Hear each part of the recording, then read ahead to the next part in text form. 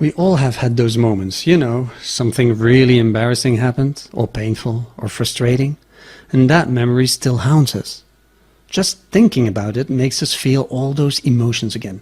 Pain, anger, frustration, humiliation, sadness, and so on. Now what if I told you it is possible to change that? What we're going to do is to implant a new memory in our brain and overwrite the old one. No, we're not going to forget what actually happened. We'll just be feeding the brain with new, additional information about the event and associate it with new emotions, so that next time we think about the event, we'll be at peace thanks to the new memory. Okay, now let's try this out. Have you chosen your memory to overwrite? Take a minute. Find it. Good. Now find a quiet place where you won't get disturbed. Sit down comfortably and close your eyes. Picture yourself back in the moment when everything happened. Relive once more what happened. But this time, imagine it how you wish it would have been. Take notice of all the details. Look around you. Where are you? What's happening? Smell the perfumes in the air. Feel the objects with your fingertips. Listen to the music, the sounds. Make it all as real as possible. Give great detail to your emotions. This is very important. Feel the joy or the pride that fills you, the happy feelings that resonates within you. Then slowly but surely feel the peace that fills you, the serenity that has become part of you. Then slowly come back. Open your eyes. Let me share with you how that played out for me.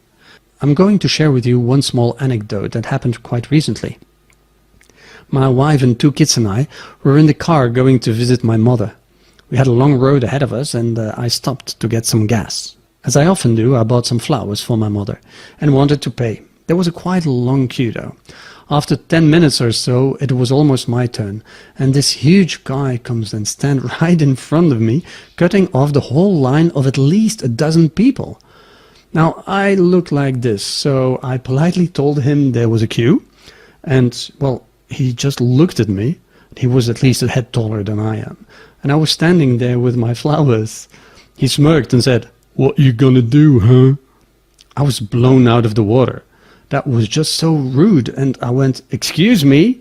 But he just turned his back to me and ignored me. The cashier didn't intervene, he paid and left. I felt so frustrated and angry and humiliated and powerless. When I got back in my car, I was shaking. I was literally shaking. I was mad at him and was mad at myself for not being able to handle that situation. Anyway, sometime later I told the anecdote to a friend of mine, and again I could feel the rage overwhelming me, so I decided to neutralize that. I imagined myself in line having the guy coming up, and then instead of just freeze, I imagined myself talking to all the others in line, commenting out loud what a total lack of respect and manners this jerk was showing. And in my imagination, everybody joined in to publicly shame the rudeness of the uncivilized giant. My win. Now, a couple of weeks later, I was with the kids at the zoo and a comparable situation happened. When we arrived at the island of the lemurs, there was this guy who was shaking a tree. When I looked up, I saw this lemur, terrified, hanging on, trying not to fall, so I politely told the guy to stop doing that. He looked at me and said, "What, do you work here? You can't tell me what to do." Then ignored me and just went on. As I stood there in disbelief of what just happened, my implanted memory came to mind. So without arguing anymore with the guy, I started to talk to other visitors in a really loud voice. "Whoa, look at what that guy is doing. What a great example for our kids. How he is scaring the animals and mistreating them." It took him, around 3 seconds to stop what he was doing and just leave. Dealing with rude people? Check. And that's when I understood the real power of this technique. Not only does it help us overcome unpleasant past memories, it also helps us to be ready if a similar situation presents itself again, so we know how to react and don't have to repeat experiencing all those negative emotions again.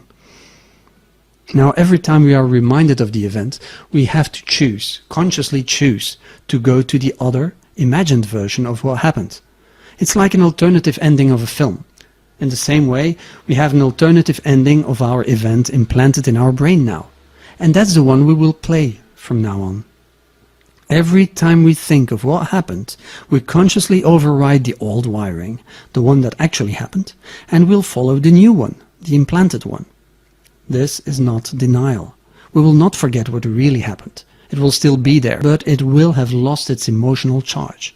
With little stuff like with my anecdote, the second or third time you think of it, the emotions already get neutralized.